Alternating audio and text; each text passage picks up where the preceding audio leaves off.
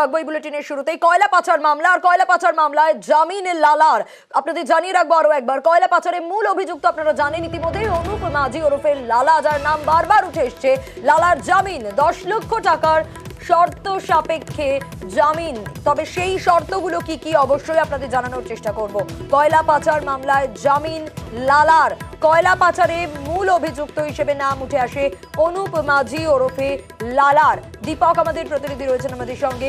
দীপক, 10 লক্ষ টাকায় শর্ত সাপেক্ষে জামিন, কি কি শর্ত সাপেক্ষে জামিন হলো, কি কি শর্ত রয়েছে, কি জানা যাচ্ছে? প্রথম শর্ত হলো তদন্তে সব ধরনের সহযোগিতা করতে হবে। কয়লা কাণ্ডের যখন তদন্ত চালাচ্ছে একদিকে সিবিআই, সেই মতো আদালতে পাচ্ছে না সিবিআই, তাকে সেই আদালতে সম্মুখীন হতে হবে।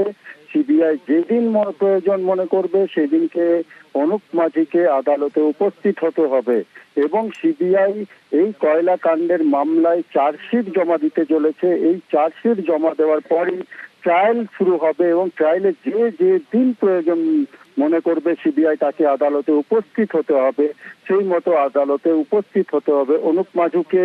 এবং অনুপ মাঝি নিজের গ্রাম ছেড়ে কোথাও যেতে পারবেন না।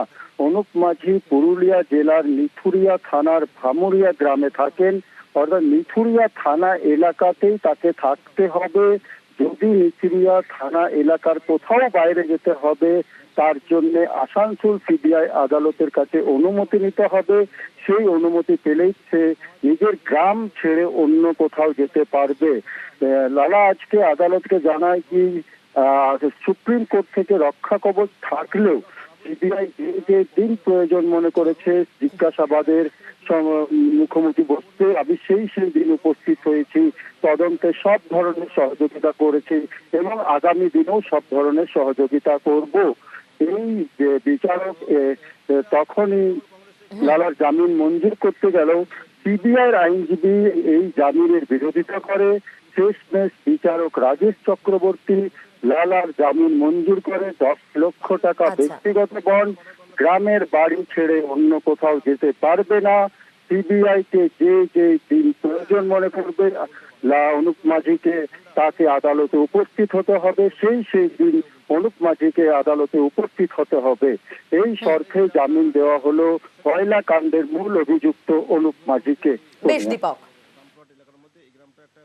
আমরা অনারেবল সুপ্রিম কোর্টের অর্ডার মেনেছি, আমরা মেনে এসে কোর্টের সামনে সারেন্ডার করেছি। কি হলো কোর্টে, কি হলো? কোর্টে আজকে ওনাকে ব্যক্তিগত জামিন, আমাদের সাবমিশন শোনার পরে ওনাকে ব্যক্তিগত জামিনে রিলিজ করেছেন। সিবিআইয়ের পক্ষ থেকে জামিনের বিরুদ্ধে করা হয়েছে? হ্যাঁ, করা হয়েছিল। কি কি শর্ত রয়েছে? ওনাকে শর্ত দেওয়া হয়েছে যে উনি ওনার গ্রামের বাড়ির অ্যাড্রেস ছেড়ে বেরোবেন না,